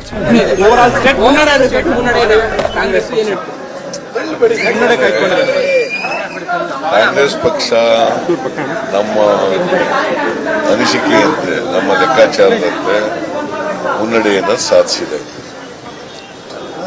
ನಾವು ಬಿಜೆಪಿಗೆ 65-70 ಬರ್ಬೋದು ಅಂತ ಲೆಕ್ಕ ಹಾಕೊಂಡಿದ್ದು, ಆ ಥರನೇ trend ಇದೆ. ಈಗ ನಾವು 120ಕ್ಕಿಂತ ಜಾಸ್ತಿ ಬರ್ತೀವಿ ಅಂತ ಹೇಳಿದ್ದು, ಅದೇ ಥರ ಟ್ರೆಂಡ್ ಇದೆ. JDS 25-26 ಬರ್ಬೋದು ಅಂತಿದ್ದು, ಅದೇ ಥರ ಹೆಚ್ಚು ಕಡಿಮೆ ಟ್ರೆಂಡ್ ಇದೆ. ಸೊ ಕಾಂಗ್ರೆಸ್ ಪಾರ್ಟಿ 120 ಮೇಲೆ ಸ್ಥಾನಗಳನ್ನು ತಗೊಂಡು ಗೆಲ್ತದೆ. ಈಗ ಇನಿಷಿಯಲ್ ಸ್ಟೇಜ್ ಇನ್ನ 5 ರೌಂಡು 6 ರೌಂಡು 7 ರೌಂಡ್ ಹಿಂಗೆಲ್ಲ ಆಗಿರುತ್ತೆ. ಇನ್ನೂ ಜಾಸ್ತಿ ರೌಂಡ್ಗಳಾಗಬೇಕು. ಸೊ ಅದರಿಂದ ನಾವು ಕಾಂಗ್ರೆಸ್ ಪಕ್ಷ 120ಕ್ಕಿಂತ ಜಾಸ್ತಿ ಸ್ಥಾನಗಳನ್ನು ತಗೊಂಡು ಅಧಿಕಾರಕ್ಕೆ ಬರ್ತದೆ. ಸ್ವಂತ ಶಕ್ತಿ ಮೇಲೆ ಅಧಿಕಾರಕ್ಕೆ ಬರ್ತದೆ. ವರ್ಣದಲ್ಲೂ ತುಂಬಾ ಲೀಡ್ ಇದೆ. ವರ್ಣದಲ್ಲಿ ಈಗ 3 ರೌಂಡ್ 4 ರೌಂಡ್ ಆಗಿದೆ. 3 or 4 rounds are over in Varuna. So ಇನ್ನೂ ಜಾಸ್ತಿ ಲೀಡ್ ಆಗುತ್ತೆ. The leads will increase for me in Varuna as well, is what he's saying.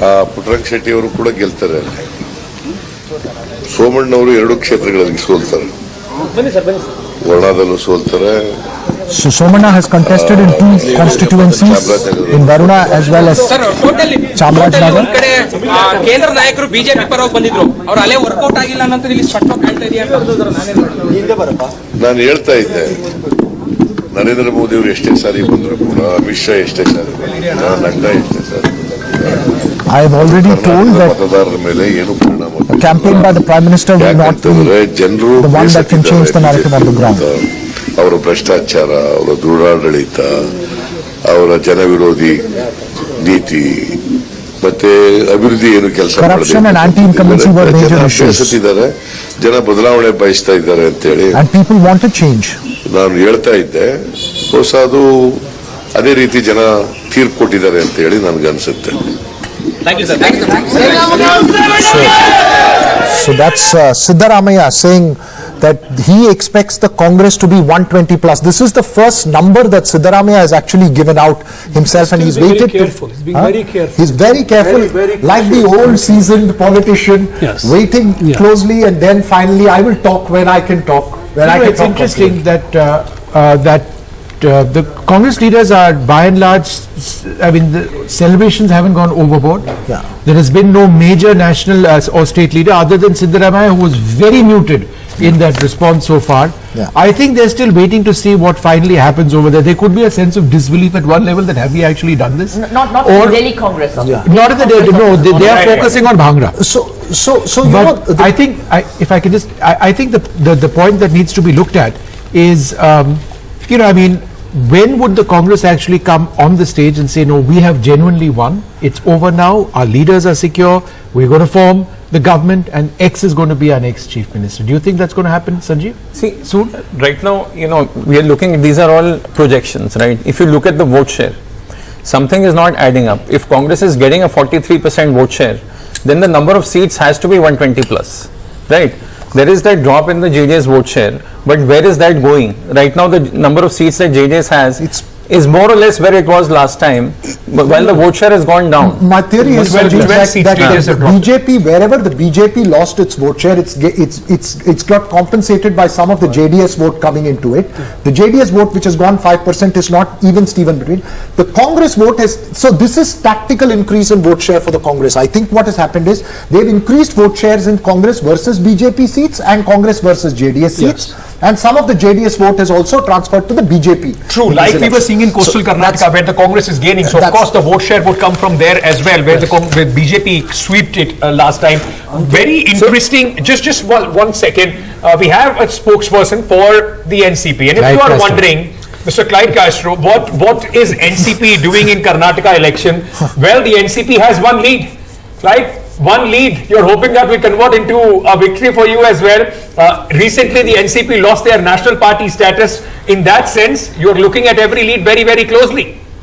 Yeah, we're looking at it very closely. There are 2 places. In Nipani, we are leading. Mr. Uttam Patil is leading with a little sizable margin. Not a big margin, but you know it's good enough to probably cross the line. And then another place called Renebendu, we are like trailing there, but we could do well there too. So I think it's a positive sign. More importantly, if you look at the larger picture, this is the sign of the times to come. I mean, Congress is doing well. I mean, there can be talks that, you know, they said they would get much higher numbers. But the fact of the matter is, you see the BJP column. I mean, such stalwarts campaigning in Karnataka, and see the result comparatively is less. I think we should thank the people of Karnataka for this change that they're looking for. And I think they've done a very good job. Like, you know, I think Maya would understand what I'm saying is that, you know, Karnataka has Winning this election, will it have an impact on your coalition in Maharashtra going forward? Will it have an impact on the coalition in Maharashtra, the MBA in Maharashtra? And what are the lessons that the MBA has learned from the campaign in Karnataka, which can be replicated in Maharashtra?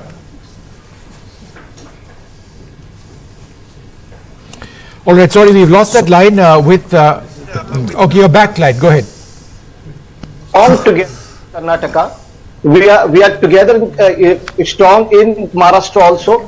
So we are together, so nothing to worry about in Maharashtra at all. All right, we're joined now by Mr. Ajay Kumar of the Congress Party. Thanks, Ajay, very much for being with us. When would you start to feel comfortable? I mean, I know you would say that, you know, we are well past a simple majority of these leads translate to results. But, for your own sense of security, given what we've seen in other states, etc., would it be a little bit more than 120 when you would say, no, this is secure and it's a done deal? No, I think Vishnu, first of all, I have a great deal of respect for you. So imagine for the people of this country that even winning the maximum vote share and winning the maximum number of seats, it's still not a criminal act which the Bharatiya Janata Party, the top leadership seems to indulge in, So it's as if you want to save India from every aspect, and it's saying that it applies to us, it applies to everybody who's in this election. You play the game fairly, and I think we would be definitely be, you will see the, I definitely believe that we should cross 125 or so, or maybe close to somewhere between the 125 to 130, but sure, that's a different issue. The issue which is critically important is that here is the top leadership of a political opponent, the Bharatiya Janata Party, which has used every underhand dealing to, and they're openly saying that we have a plan B. What can be a plan B? And all those people who are, who are so-called, a lot of English-speaking listeners continue to be impacted with this kind of fraudulent behavior. It's a very simple thing. What is plan B in an election? There should only be a plan A, that you get the maximum votes and maximum seats, you form the government. So and we might say it's real politics and all that. So the issue again is, I think it's high time, conscientious reporter, anchors like you and everybody else, let's say that, listen, respect the opponent, they fought a good fight, we fought a good fight, and whatever be the people's mandate, respect the mandate. So I think we should be comfortable. No, for Roger, sure. when will the Congress call the election? At what stage will you call the election? Look. No, Vishnu, my question is, everybody seems to be calling it, Mike, we've been, I would say that let all these seats You're come being in. very cautious, that's why I asked this question. Tomorrow. You're being extremely cautious. And not just you, a lot of your leaders. Okay, so I found Mr. Siddaramaiah also fairly cautious, in his remarks just now. I'm just trying to understand.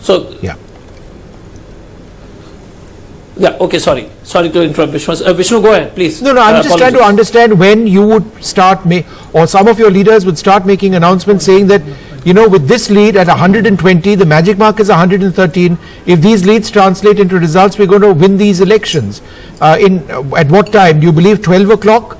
We've now entered the fourth round of counting in many centers already. It seems quite clear that you will be the single largest party. By all indications, you are above that majority mark. I'm just trying to understand when you will be confident enough to call the elections. Okay, so Vishnu, if I can say one thing out of syllabus, and I've been, wanting to say it, if I have your permission. You see, we've been saying that it's important for this country to have a level playing field, whether it's electoral bonds, whether it's the media communication. And I'll tell you something, I was in the coast Karnataka, did a show with you from there. The issue of Manipur, it's not being covered. The issue of the RSS chief of the DRDO lab, Mr. Karukar, is not being covered. If the people of this country see the actual face of the Bharatiya Janata Party, this is a DRDO lab settling secrets for because of a honey trap to Pakistan. Imagine if it was from some other community. What would have been the story? It would have been running 24/7. The Manipur issue is crazy. It's Adivasi versus non-Adivasi. The country is under. And if the people of Karnataka were adequately informed of this, we would have crossed 200. So it's an issue which I have a lot of respect for all anchors. I have no issues with it. There are different challenges across. I'm not saying it's only the TV media coverage which is the only challenge. The other challenges are definitely there. So I want to put it up front, as all good thinking Indians for the welfare of country. We do bad, hangers, throws out. But the bad doers continue to do bad and continue to manipulate the system is which we are against. So I think by 12 o'clock, I think the state leadership will take a call in Karnataka. I think it will be presumptuous for me to tell on the TV channel. It's safe to say now that the scenes from your BJP headquarters today quite different from what the BJP is usually used to. Safe to say that Karnataka is out of the grab as far as the Bharatiya Janata Party is concerned. 72 leads, sir. Is that question to me? Yes, sir. Well, I believe that the last mile is not yet over. So let the figures that are on your screen stabilize. There's still time. And if you talk about celebration in the BJP office, we are always a restrained party. We don't start celebration before the facts. Now, when the facts emerge, everything will come clear. And one interesting thing that I understand from the statistics available is that the vote share hasn't changed. No, it hasn't. And so do you see that as the big takeaway for the BJP? That as far as, you are concerned, it's a net zero game, that even if you don't have the seats, you've certainly got the same vote share. 5-10 minutes ago, there was a 0% change in your vote share from last time, even now. Yes, that is what I'm precisely talking about. And the last mile is not yet over. We will watch it very closely and we will take a call at the appropriate time. But this, I think, to say that we have stopped celebration or spokesmen have left, we are all there. We have moved, I've moved on to Skype and others are all, they've been there since morning. So naturally they would Mr. Varakan, but eventually it's Jo Jeeta Wohi Sikandar. At the moment, the Congress seems to be very well, comfortable as far as the majority mark is concerned. Would you like to extend congratulations to Ajay Kumar of the Congress party? He's with us. Ajay is a good friend of mine. I will congratulate him for his efforts. But yes, I will restrain myself from making a comment on the results because I think it's a little too early in the day. Let's wait. Let's cautiously wait because things may change till the last ball is over. I think there is still scope for improvement. Let's wait and watch. Mr. Varakan, is there a plan B for the BJP? We function on a plan A, and when plan A sees a problem, then we come to plan B. But normally we stick to plan A. So you do have a plan B over here, and sir, therefore, what is your plan B? No, I can't disclose plan B, on public television. I'm sorry, but I can tell you. What is the threshold? What is the threshold when you start implementing plan B? Not yet. That's what I said. The last mile is not over. No, because let me tell you, all this exit polls function till about 3 o'clock in the evening, and after that there's been a blank. So I don't know what's going to happen after 3, and I'm hopeful still that things will change and change is the order of the day. So let's wait. We'll implement plan B if required, but yes, we are confident still with our plan A. So Ajoy, that actually answers your question. There is a plan B of the BJP, and they're quite candid about it. So the point that you raise, it's valid. He says there is a plan B. Ajoy Kumar. So, look, Tom is a very dear friend, but I want people like Mr.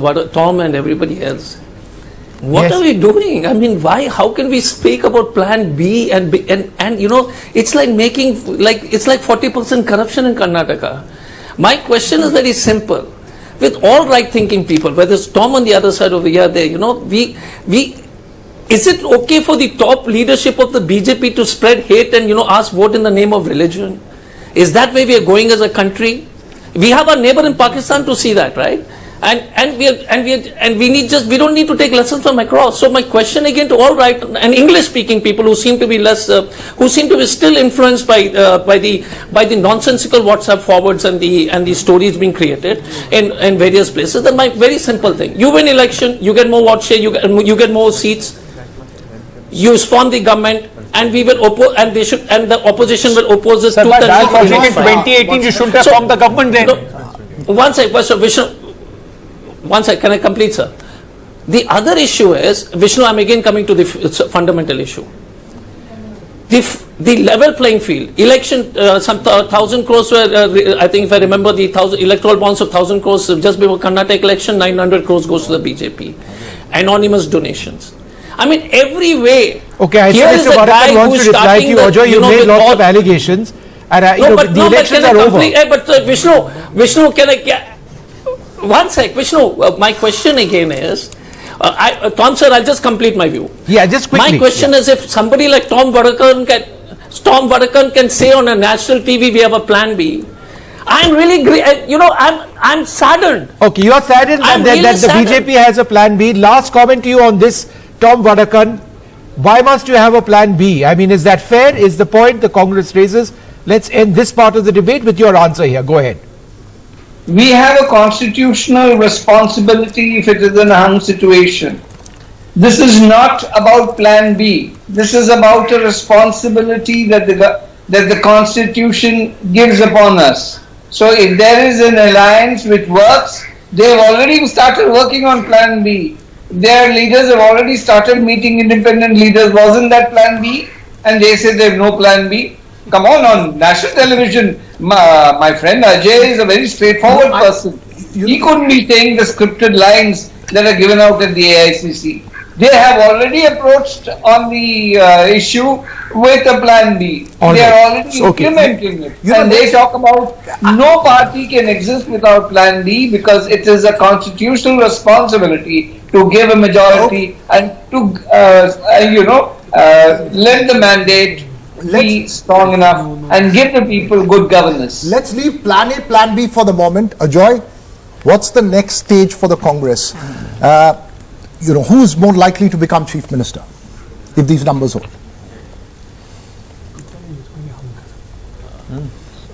Vishnu, that's a trick question, and I'm not going to get sacked on the national TV making announcements which have much above my pay scale. No. We want you to tell us. Answer a question above your pay scale. We want breaking news, and we are shameless about asking you for that. Much above my pay scale, but let me tell you something more interesting. Okay, so what's the process then? Answer that. We have process. That's a good question. And give us a timeline by when it will be completed. All the MLAs and all of them are being flown in tonight and tomorrow morning, and all the candidates. It's not just the people of one. And I think it will be built through a consensus and through a democratic process. There'll be observers, and I think that's and that is what happened in Himachal. What will happen in Karnataka? I think the party will take the consent of all the MLAs and see and that should be the process. I think in any political process. I'm very, very confident that you will know it very quickly. Himachal was a wonderful example, and we will continue to do everything possible to strengthen democracies. The important thing is, Vishnu, is the issues like Karnataka has the highest number of suicides in farmers after Maharashtra.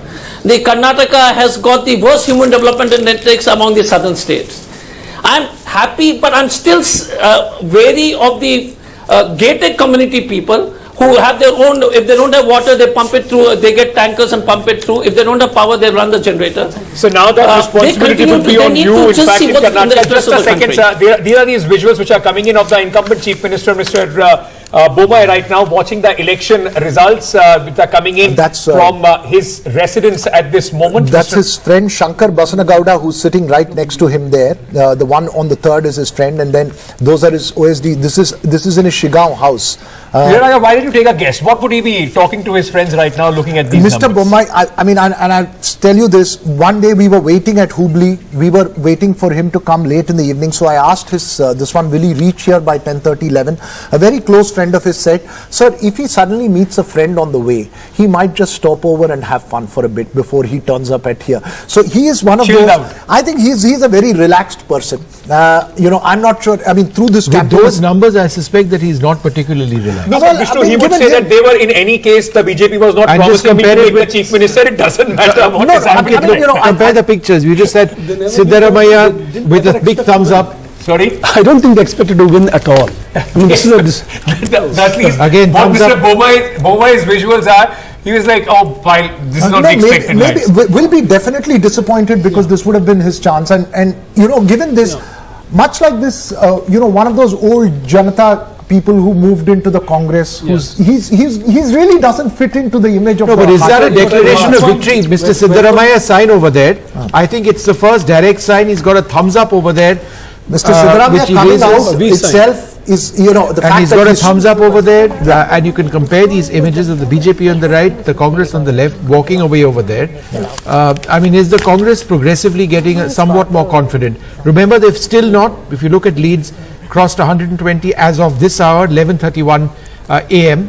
But let's see what happens going But forward. it's not going to be much of a complete difference, of course. I mean, but it's not going to be a huge shift now in terms of the leads that we are looking at this moment. Sure. Yeah, I mean, in November of 2021, a couple of months after he had become Chief Minister, I used a certain phrase for him in one of my columns, and I called him Bommai, that's Bommai, the night watchman. So he has remained a night watchman for the BJP, and this is a transitional election. So they are moving into a more universal electorate in Karnataka. And he was used as a prop to do that. Bommai years in Karnataka, you've seen many different chief ministers in Bangalore. The Bommai impact on, I mean, sort of, sometimes I feel that he inherited all the issues that one holds the BJP against. Pretty much something that he inherited from the previous government. So how would you assess? I've seen lots of different Basavaraj Bommais also. In the BJP, of course, he loved the irrigation portfolio a lot. He managed that whole Kaveri issue as Home Minister and then as Chief Minister, who many people thought he was brought in because he was a fellow Lingayat. With Yediyurappa being removed, let's bring in Bommai. He didn't have any major controversies against him. Then let's bring him in. But also remember, he was from, as Smitha was also just pointing out, he was also from that JDS. Yes, that whole JDS Parivar, as was Siddaramaiah, as was, I mean, so many leaders. And wasn't somebody who left the party with Yediyurappa when Yediyurappa broke it. He stayed with the BJP. Yes. I mean, it sort of doesn't really fit in the hard brand leader at all, right? The thing you have to absolutely observe is Bommai was an intellectual sort of a person in the JDS. He read, he liked his drink, he was an aesthete, he loved all the good cultural things. Okay. He's in I'm just BJP going to now, interrupt you there he's for trying to half a play the second. hardliner. Because we do And need to that take... was a, contrast no one expected to see. Then I will promise to come back to you in just Yes. a moment. We are tightly bound by our schedule, so we do need to take a short break. The first break in several hours. Yes. And then we're going to come back because it's all building up now. We'll know very soon who's going to be the next government in Karnataka.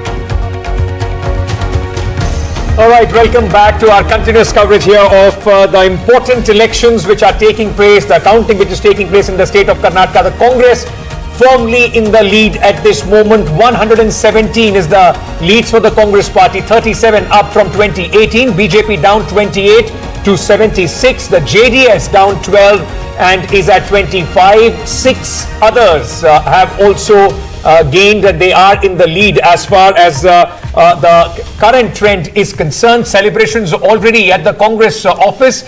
These are the kind of visuals that you would see, at least you've seen rarely as far as the Congress is concerned. This is a big win for the Congress party, for their revival, for the future of the Congress party, not only in the scheme of things for the 2023 important elections right at the end of the year, but also for 2024. Victory celebrations already on. The Congress would like that number to go up to at least 120 to be more comfortable at this moment. But at this moment, the Congress firmly in the lead in Karnataka, and looks like that it would be coming on its own for full majority for the Congress. Let's just look at some of the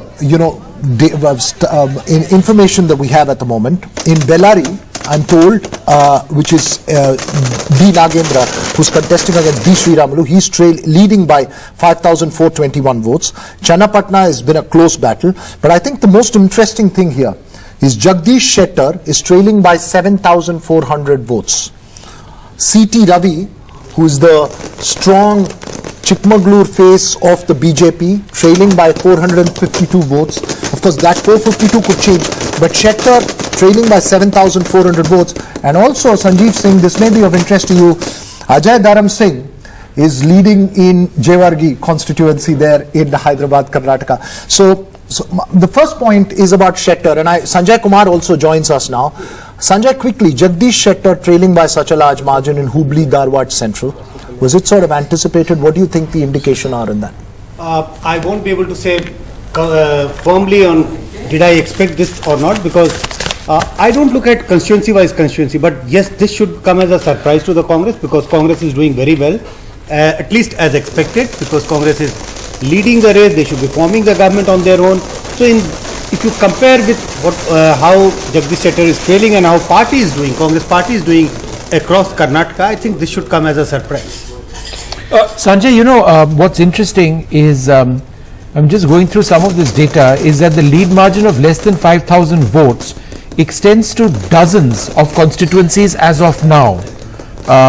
So therefore, are we possibly getting ahead of ourselves as we look at these? Do you believe that let us say in the next 2 hours or so, there could still be changes which are substantive for either of the two major parties? I don't think that it's going to swing on one side or the other. In a sense, if you look at the constituencies where the gap between the winner and the leading two parties is 5,000 or 6,000, I expect these leads to be spread across all the parties. It can't be that in all these cases Congress is the leading party and they would start losing most of these seats. That's unlikely to happen. So I don't expect the results to swing in a different direction. We are looking at a comfortable lead for Congress. I expect Congress to at least get a majority. I think the only question is whether Congress is going to get say 125. My own sense is that roughly in the range of 120 to 122. But the seat of Bhatkal Veeraraghav, the lead position is only 262. That's it. Bhatkal was a hardly difficult contest because the JDS had also fielded a very in Hadagali it's just 60. Who was in Hadagali it's just 60. Yeah, so these are causes. We had celebrations outside the Congress office in Bangalore as well. Both Delhi and Bangalore.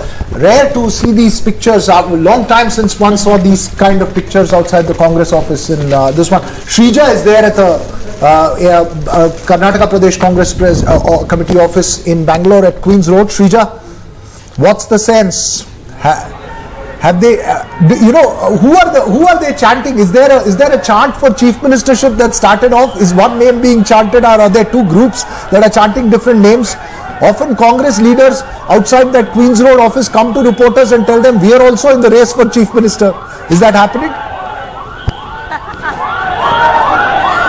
First, let me go across the visual and show you what's really happening. So, they're all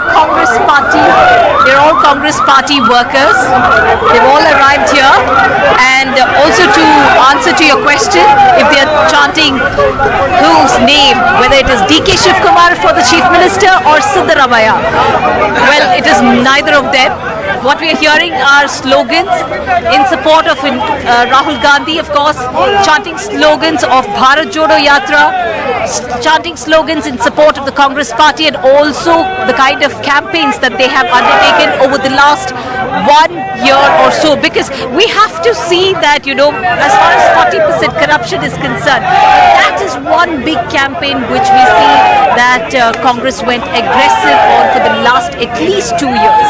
Because it is not a campaign which they came up for the election against, the BJP. They already started to, build the campaign against the ruling dispensation, BJP, talking about the 40% corruption, talking about various scams. So now the party workers over here, they're crediting all of that, especially success first, of course, to Rahul Gandhi's Bharat Jodo Yatra.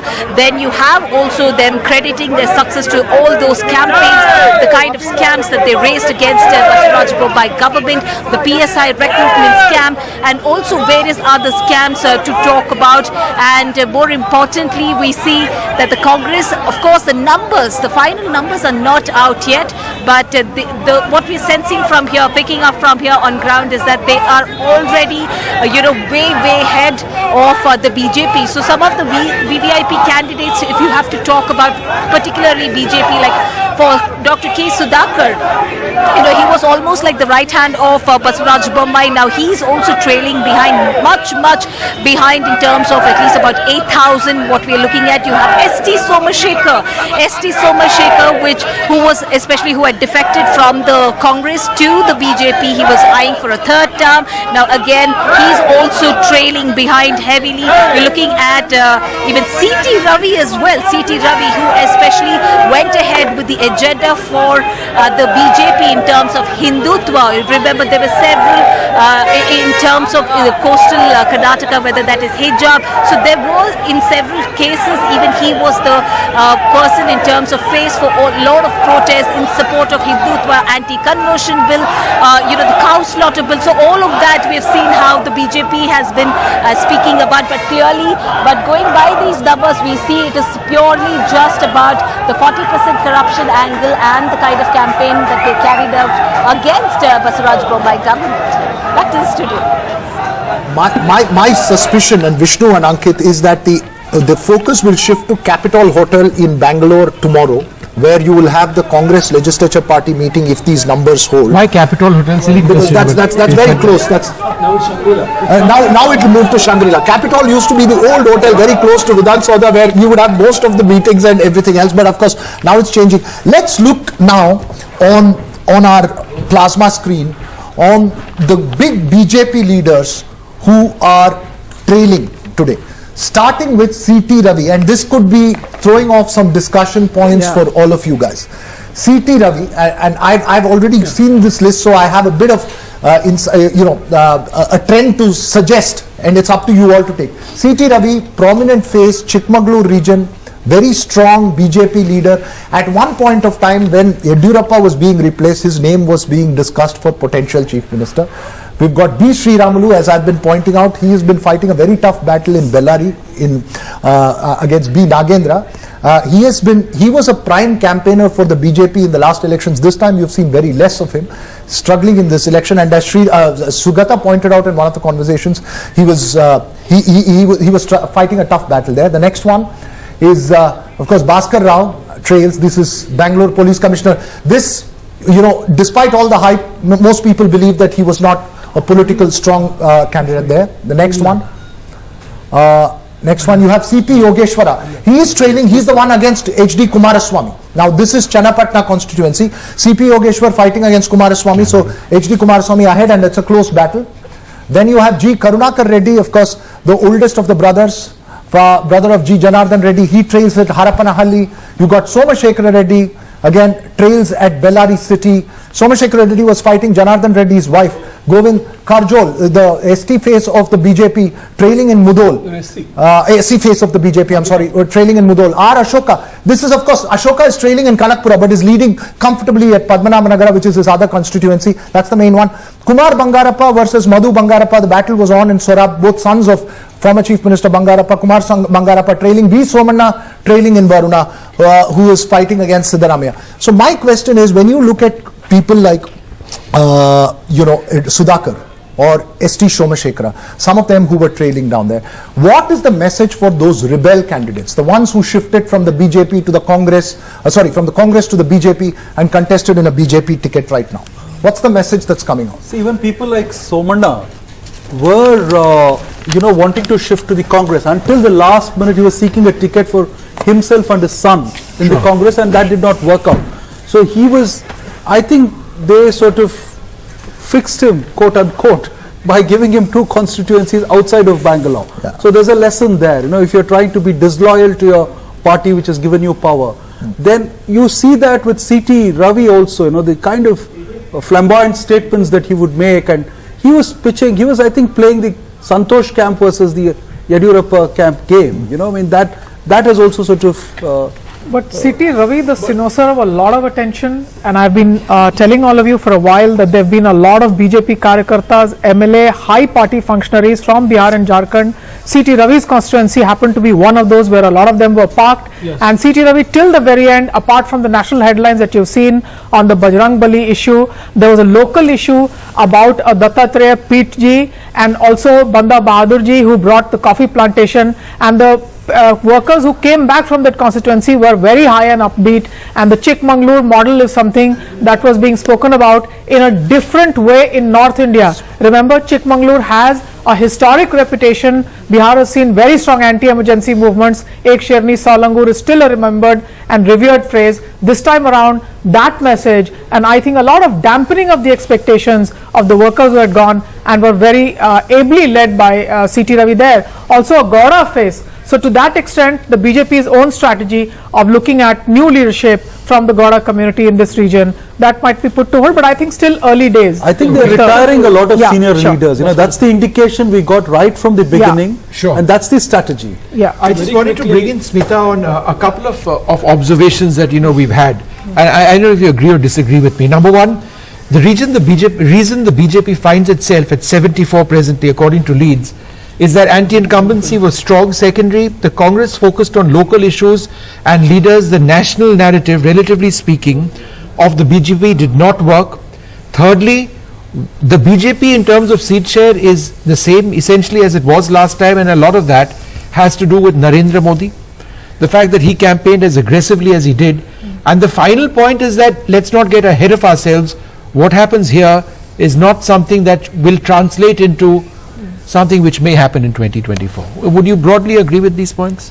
Mostly, I think that to assume that this will translate into 2024, not at all, because the issues will be very different. I think the Congress very intelligently in this election focused on local issues, local leaders, right, and kept national leaders, whatever the workers may be shouting right now, on the margins. I mean, Rahul Gandhi was there, the Bharat Jodo Yatra was there.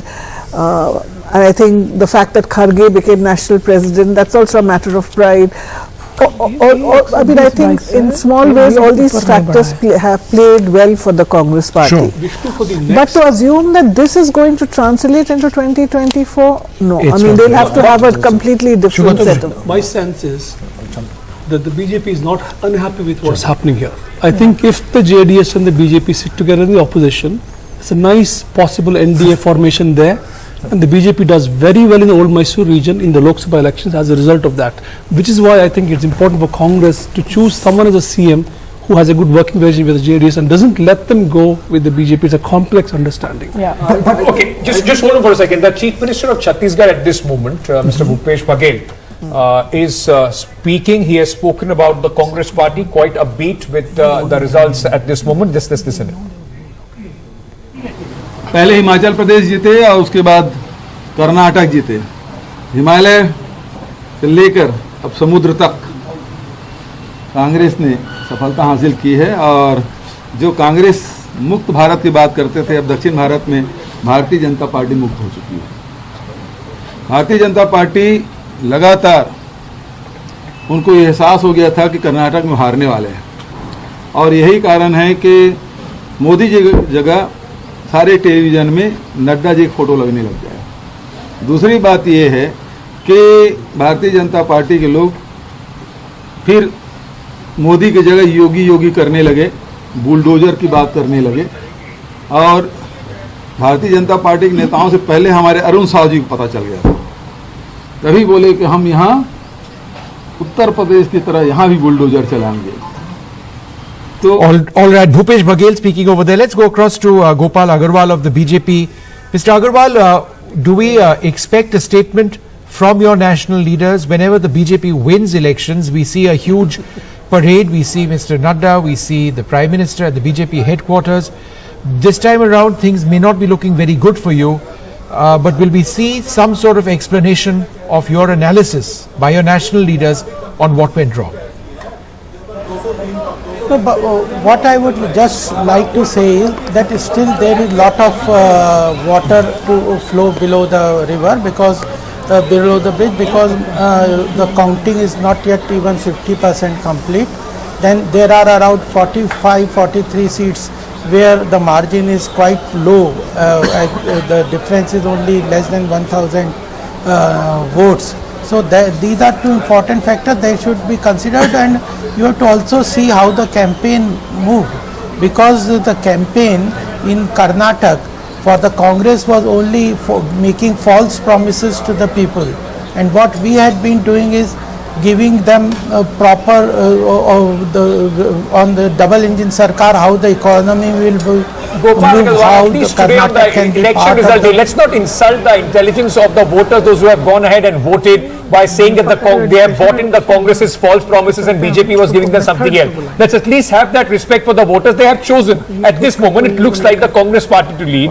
Wouldn't it be more gracious for you to in fact congratulate the Congress and then of course look at why and how the party could not achieve what they wanted to?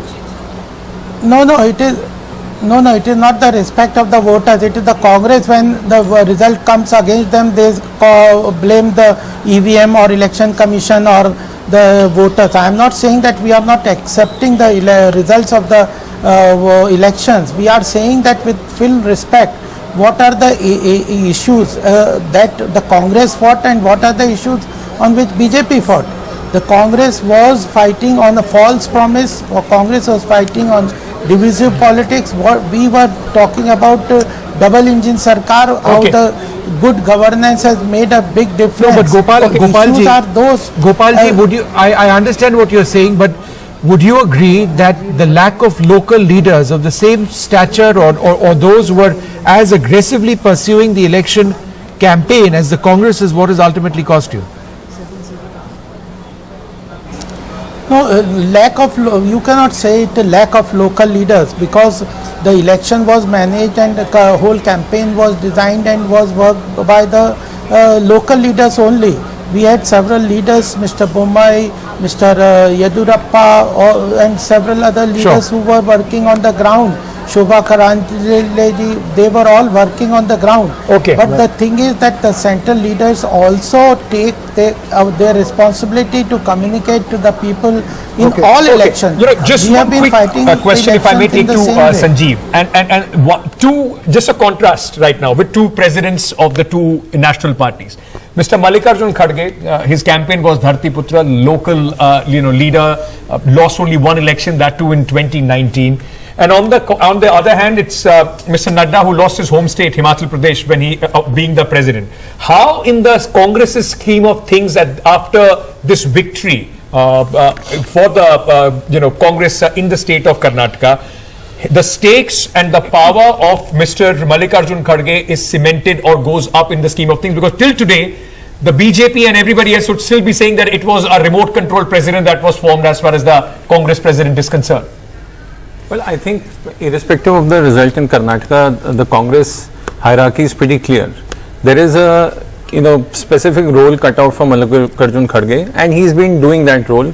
And I think even if they had lost this election, not much difference would have made. Of course, the Congress winning Karnataka will cement that better, but I think the roles are pretty clear in the Congress as of now. Yeah, right. Sanjeev, I think there's another big question for you and to the rest of the panel, but we'll take that after we come back from a very quick break. Of course, commercials as well coming in during this There's a short break right time. now. We'll be back with the very latest. It is a fascinating election. We'll bring you the latest.